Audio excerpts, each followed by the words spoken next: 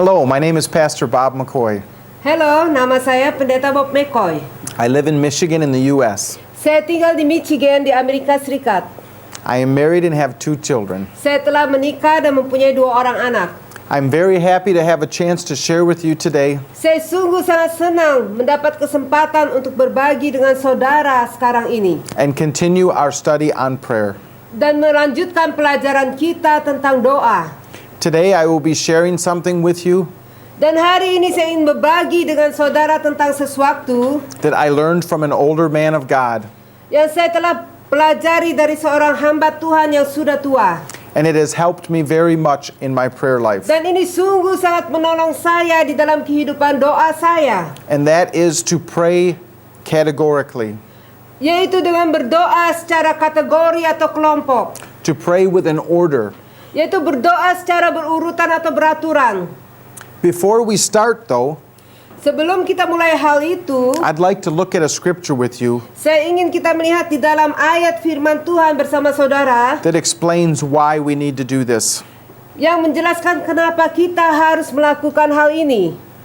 In 1 Peter Di dalam 1 Petrus 1 yang pertama, and verse 13, jadi 1 Petrus 1 ayat 13, it says, "Gird up the loins of your mind." dikatakan oleh firman Tuhan, siapkanlah akal budimu. It means strengthen your mind. Yang artinya kuatkanlah akal budimu atau pertajam akal budimu. Guard your mind. Jagalah akal budimu. When we pray, Jadi ketika kita berdoa, it is very easy for our mind to wander. adalah sangat mudah untuk pikiran kita pergi mengembara ke sana sini. It's very easy as we start thinking about one thing Adalah sangat mudah ketika kita mulai memikirkan tentang sesuatu, to think of another thing, lalu kita memikirkan hal yang lain lagi, then another thing, dan hal yang lain laginya, then another thing, dan yang lain lagi. and all of a sudden we're not praying anymore. Dan tiba-tiba kita menemukan diri kita tidak berdoa lagi. We can be praying for our day. Kita bisa berdoa sepanjang hari. We can be praying for our fields. Kita bisa berdoa untuk hari yang kita hadapi, untuk lapangan yang kita hadapi, And asking the Lord for rain. atau kita bisa minta Tuhan untuk memberi hujan. And all of a sudden, we can be wondering, Dan tiba-tiba saja kita menjadi heran. I wonder if it will rain 3 days from now. Saya heran apakah akan hujan 3 hari lagi. Because in 3 days from now, I am supposed to go somewhere. Karena 3 hari lagi saya harus pergi ke suatu tempat yang lain. And then we start thinking, in 3 days from now, what we will be doing when we go somewhere. Dan kita mulai lagi berpikir, 3 hari lagi ketika saya pergi ke tempat itu, apa yang akan aku kerjakan? And all of a sudden, we're not praying anymore. Dan tiba-tiba saja kita tidak lagi berdoa. That's why the Bible tells us, strengthen your mind. Itu sebabnya Alkitab mengatakan kepada kita, siapkan akal budimu atau pikiranmu. Guard your mind. Jagalah pikiranmu. Prayer takes effort. Jadi doa itu memerlukan usaha. Prayer takes concentration. Doa itu perlu konsentrasi. Jesus was in the garden, Yesus ada di dalam sebuah taman. praying. Dia sedang berdoa. The night before, Malam sebelumnya, he would be put on the cross. malam sebelum dia digantung di atas kayu salib, dia berdoa di taman. And the disciples were there with him. Dan para murid ada bersama dia di situ. Not all of them. Memang tidak semua murid-murid ada di sana. He brought his special ones, Dia membawa murid-murid yang khusus buat dia, his close ones. yaitu murid-murid yang sangat dekat dengan dia. And he said, pray with me. Dia katakan, marilah berdoa bersamaku. Every time he came back to check on them, Setiap kali dia pergi untuk memeriksa keadaan mereka, they had fallen asleep. murid-murid itu sedang tertidur. Why does the Bible put this in the Bible? Itu sebabnya mengapa Alkitab menaruh ayat ini di dalamnya. It's not to shame the disciples, Itu bukan untuk mempermalukan para murid itu, but to encourage us, I think, tetapi itu ditaruh untuk mendorong kita that prayer is an effort. bahwa doa itu perlu usaha. Sometimes It's easy to fall asleep when we pray. Kadang-kadang sangat mudah untuk kita menjadi tertidur ketika kita berdoa. Prayer is something that we must learn, Doa itu adalah sesuatu yang harus kita pelajari. that comes by experience. Dan doa itu datang berdasarkan pengalaman kita. There was many jobs Banyak sekali pekerjaan-pekerjaan that my father gave me to do when I was young, yang ayah saya berikan untuk saya lakukan ketika saya masih seorang pemuda. that my father could have done quicker himself. Sebenarnya ayah saya sendiri dia mampu dan sanggup untuk melakukan pekerjaan itu dengan cepat. My father could have done a better job than me. Dan ayah saya bisa melakukan pekerjaan itu lebih baik daripada yang saya bisa lakukan. But he knew I would only learn by experience. Tetapi dia tahu bahwa saya perlu belajar melalui pengalaman. This is how prayer is. Dan seperti itu juga dengan doa. So the first thing we want to pray for Jadi hal yang pertama yang kita mau doakan is ourself. adalah diri kita sendiri. Maybe this sounds selfish at first, Dan ini mungkin kelihatannya sangat egois atau mementingkan diri. but it's not. Tetapi tidak.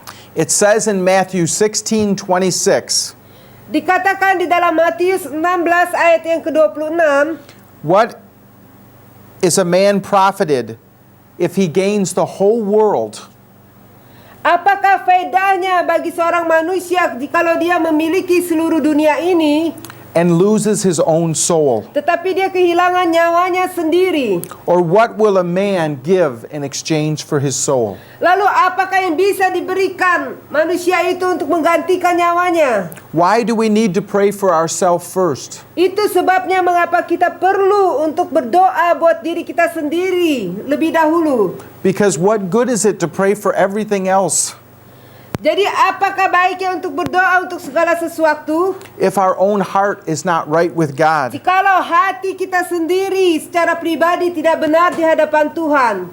In John 17, Di dalam Yohanes pasal 17 there is a beautiful prayer of Jesus. ada doa yang sangat indah yang dinaikkan oleh Tuhan Yesus. We won't read it right out of the scripture today, Kita tidak akan membacanya keseluruhannya di dalam ayat-ayat firman Tuhan. but when you read this prayer of Jesus, Tapi ketika saudara membaca doa Tuhan Yesus ini, it starts in verse 1, itu dimulai dengan ayat yang pertama. and Jesus starts by praying for himself first. Pertama-tama Yesus memulainya dengan berdoa untuk dirinya sendiri secara pribadi. He starts by saying, "God, please help me." Dia mulai dengan mengatakan, "Bapa, tolonglah aku."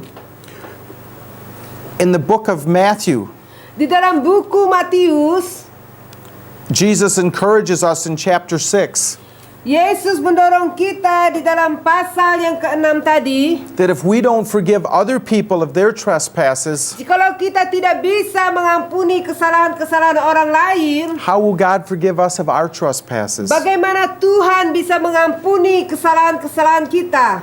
So when we come to God, Jadi ketika kita datang kepada Tuhan, after we have given Him honor and thanks, sesudah kita menghormati dan memuliakan Dia, as we start bringing our requests to Him, dan kita mulai membawa permohonan-permohonan kita kepadanya, we need to start by praying for ourselves first. kita harus mulai berdoa untuk diri kita sendiri pribadi lebih dahulu. Lord, forgive me Katakan kepada Tuhan, Tuhan ampunilah saya for the areas I fall short today.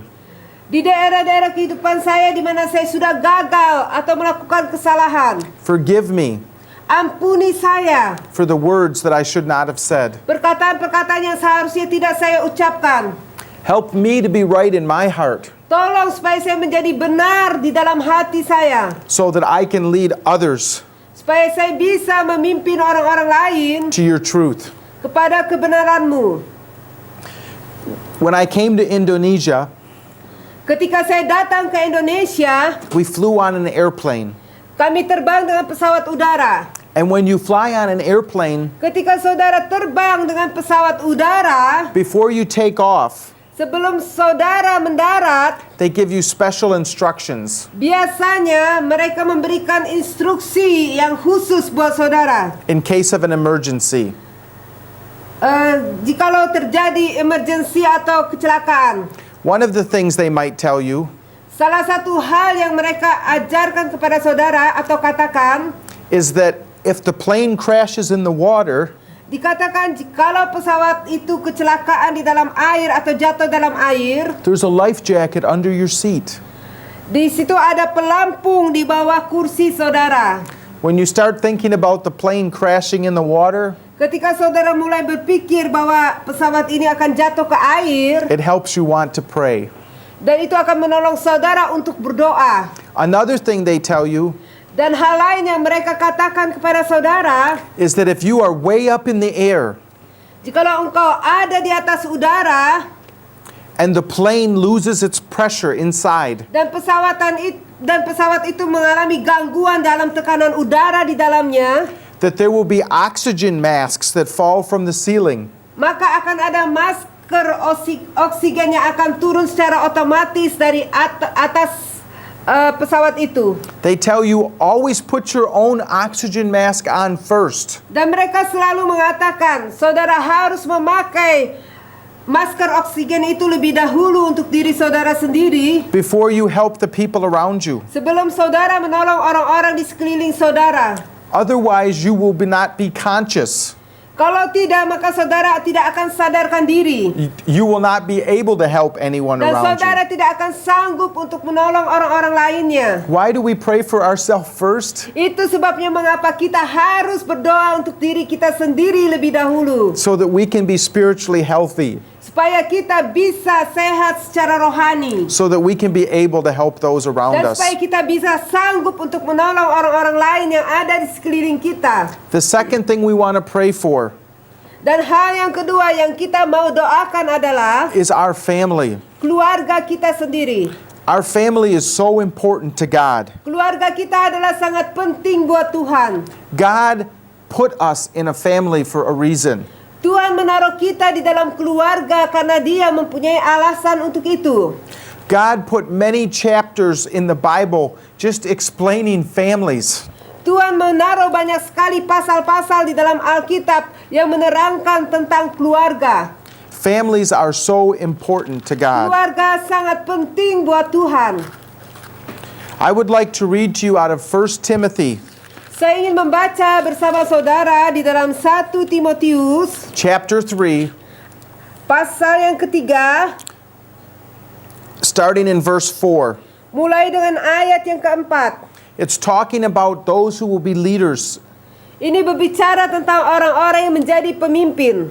One who rules his own house well, Seorang yang akan memerintah atau mengatur rumah tangganya dengan baik. having his children in submission with all reverence. Seorang kepala keluarga yang baik disegani dan dihormati oleh anak-anaknya. For if one does not know how to rule his own house, Jikalau seseorang tidak tahu mengepalai keluarganya sendiri, how will he take care of the church of God? bagaimanakah ia dapat mengurus jemaat Allah? Our family is our first ministry. Jadi keluarga kita adalah pelayanan kita yang terutama. We need to pray for our family. Kita harus berdoa untuk keluarga kita. Ask God to help them.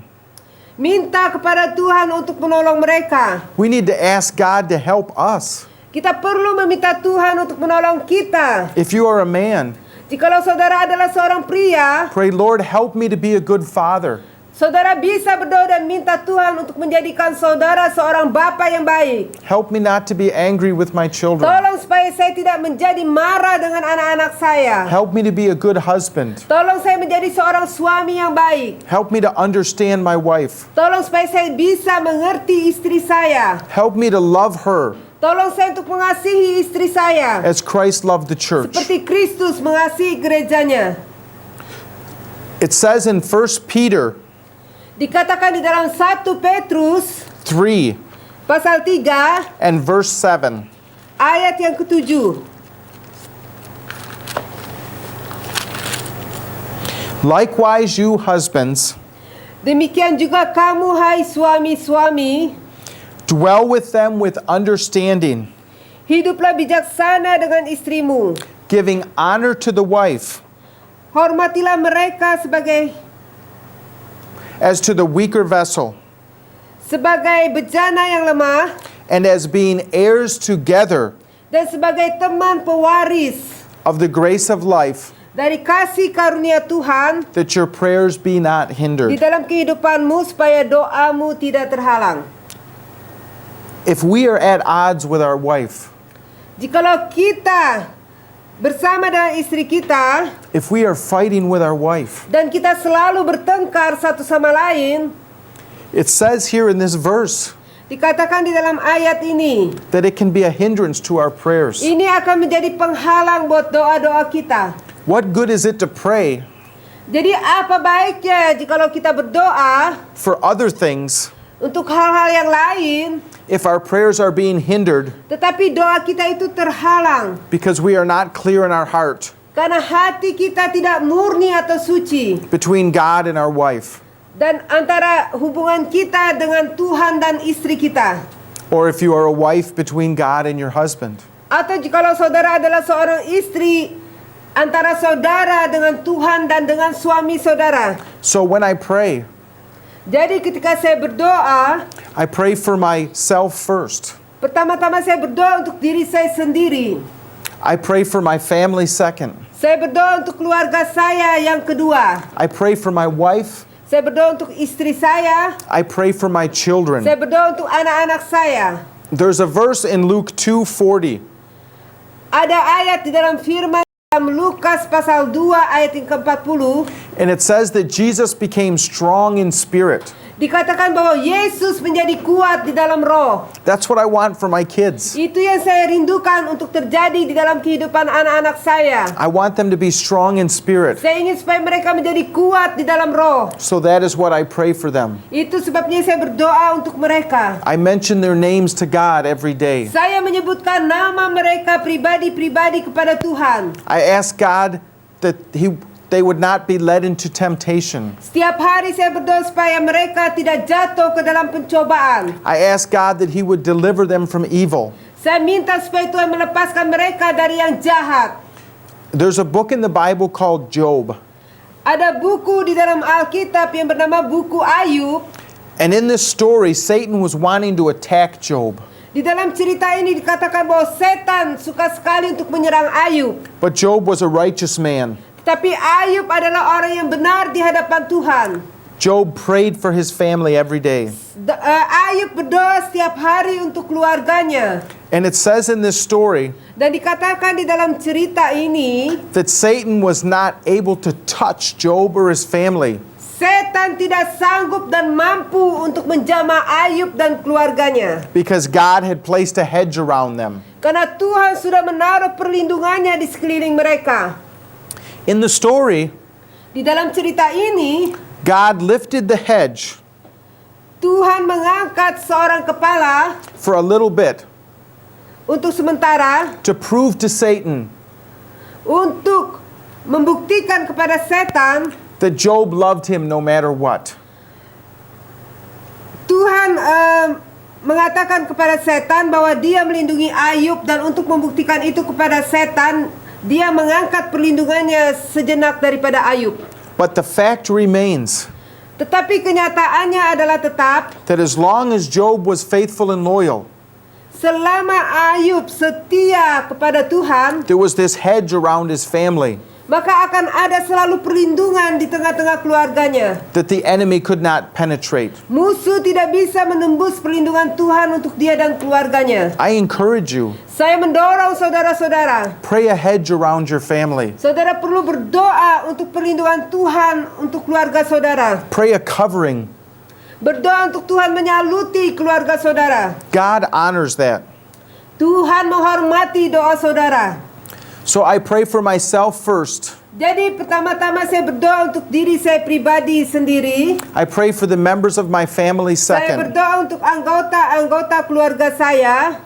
And then I continue praying for my ministry. Dan saya lalu berdoa untuk pelayanan-pelayanan saya. I am a pastor, Saya adalah seorang gembala sidang. but every believer has a ministry. Dan setiap orang-orang percaya mereka mempunyai pelayanan-pelayanan sendiri. It says in the Bible Dikatakan di dalam firman Tuhan that God has called each and every one of us Tuhan memanggil setiap orang dari kita to a ministry of reconciliation. untuk menjadi pelayanan yang membawa pemulihan That means helping people be right with God. atau perdamaian, yang artinya kita membawa orang-orang menjadi benar atau damai dengan Tuhan. Every believer Setiap orang percaya has a ministry of prayer. mempunyai pelayanan doa. There are some great men of God Ada beberapa hamba Tuhan yang besar. that I have studied their life, Saya sudah mempelajari kehidupan mereka. and they traveled to many countries Mereka sudah mengadakan perjalanan misi ke berbagai negara and did many great things for dan God. melakukan hal-hal yang besar dan luar biasa untuk Tuhan. But at the end of their life, Tapi pada akhir kehidupan mereka, they said their most important ministry mereka katakan pelayanan yang paling penting was prayer. adalah doa. God wants you to have a ministry of prayer. Tuhan mau supaya saudara-saudara mempunyai pelayanan doa. Lord, teach me to pray. Tuhan, ajarkan aku untuk berdoa. The scripture encourages us to pray for those in authority over us. Ayat-ayat firman Tuhan mengajarkan kepada kita untuk berdoa juga untuk orang-orang yang mempunyai otoritas di atas kita. That we can live peaceably. Atau untuk pemerintah kita supaya kita bisa hidup dengan damai sejahtera. It's a lot easier Adalah lebih mudah to live your daily life untuk menjalani kehidupan saudara sehari-hari, and have friendships and relationships mempunyai hubungan dan persahabatan and encourage one another in the Lord dengan orang-orang lainnya dan saling mendorong satu sama lain. when the place we are living Di tempat di mana kita hidup is at peace. ada dalam damai sejahtera. Pray for your leaders Jadi saudara perlu berdoa untuk para pemimpin saudara that they'll be righteous. bahwa mereka akan hidup benar di hadapan Tuhan. Pray for your place Berdoa untuk tempat saudara that there'll be peace. supaya di sana ada damai sejahtera.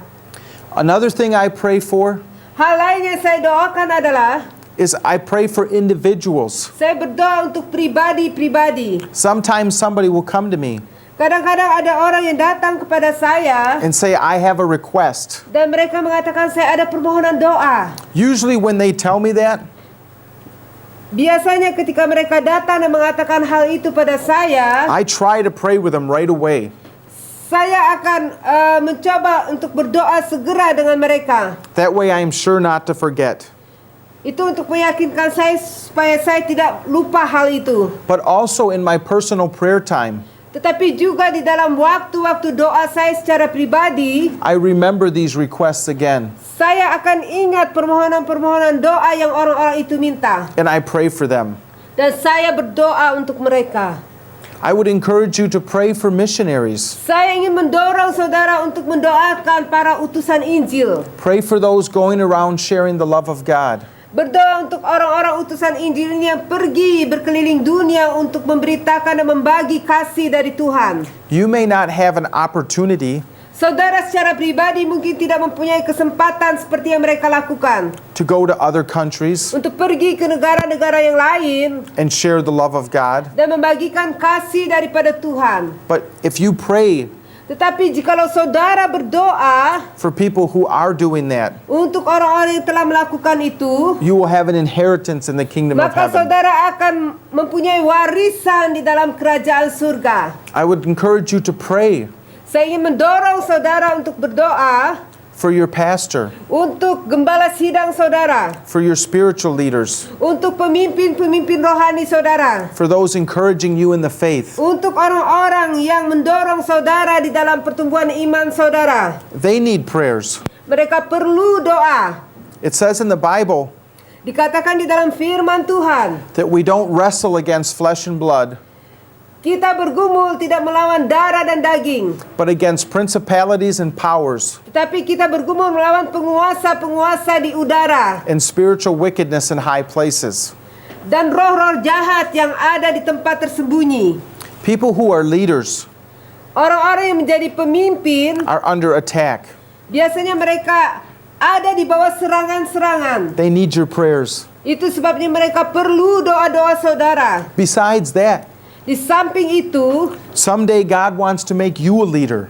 Suatu hari Tuhan mau menjadikan saudara pemimpin juga. and you will need the prayers of others. Dan saudara juga perlu doa dari orang-orang tersebut. So when I pray, Jadi ketika saya berdoa, I try to follow an order. saya selalu berusaha mengikuti urutan doa yang saya sudah siapkan. That way, if all of a sudden I find my mind wandering, Itu akan menolong saya ketika pada suatu kali saya menemukan bahwa pikiran saya ini sedang mengembara ke sana sini. I can remember where I was in the order of my prayers. Dan melalui list doa yang saya sudah siapkan, saya bisa ingat saya sudah sampai di mana dalam berdoa. And I can go back. Dan saya akan kembali menyambung doa itu. That way, I don't forget to pray for things that are important to me. Dengan cara ini akan menolong saya tidak akan lupa mendoakan segala sesuatu yang penting buat saya. Prayer is not just easy. Doa bukanlah sesuatu yang mudah, Prayer requires practice. tapi doa ini memerlukan latihan. Prayer requires focus and Dan concentration. doa ini perlu konsentrasi di dalam pikiran kita. But the nice thing is, Dan hal yang paling baik adalah God will teach us to pray. Tuhan sendiri yang akan mengajar kita bagaimana berdoa. Just like the disciples asked Jesus, Seperti para murid itu meminta kepada Tuhan Yesus. teach us to pray. Mereka katakan, Tuhan ajarlah kami untuk berdoa. Let's ask God Marilah kita minta kepada Tuhan to help us to pray. untuk menolong kita supaya kita bisa berdoa. Dear Heavenly Father, Bapa surgawi yang kekasih, thank you for your goodness. terima kasih untuk segala kebaikan-Mu. Thank you for your love. Terima kasih untuk kasih-Mu. Lord, I ask that you would teach us to pray. Tuhan, saya minta supaya Engkau mengajar kami untuk berdoa. Lord, as we bring you our requests, Tuhan, ketika kami mengajukan permohonan-permohonan kami, help us to make sure our heart is right with you first. yakinkan kepada kami bahwa hati kami benar di hadapan-Mu. Help us to pray every day for our family. Tolong kami untuk berdoa setiap hari untuk keluarga kami. Help us to be good husbands Tolong kami untuk menjadi suami-suami yang baik and good wives dan istri-istri yang baik, that will raise up our children yang akan membesarkan anak-anak kami to honor you untuk menghormati Engkau and bless your name. dan memberkati nama-Mu. Lord, help us to remember our friends. Tuhan, tolong kami untuk mengingat teman-teman kami. Help us to remember the place where we live. Tolong kami untuk mengingat tempat di mana kami hidup. Help us to remember the leaders of our village, Tolong kami untuk mengingat para pemimpin di desa kami, the leaders in our church. para pemimpin yang ada di gereja kami. Help us remember those who carry your word around the world. Tolong kami untuk mengingat para utusan Injil yang memberitakan firman-Mu di seluruh dunia. Help us, Lord, when we pray, Tolong kami Tuhan ketika kami berdoa, not to fall asleep, tidak menjadi mengantuk dan tertidur. not to just daydream of other things. Tidak hanya memimpikan hal-hal yang lainnya. Thank you that you love us. Tetapi tolong kami Tuhan. Thank you that you're helping us. Terima kasih karena Engkau mengasihi kami dan Engkau mau menolong kami. I ask a special blessing on everyone Saya listening. minta berkat yang istimewa untuk setiap orang yang mendengarkan pelajaran ini. In Jesus' name, Dalam nama Tuhan Yesus. amen. Amin.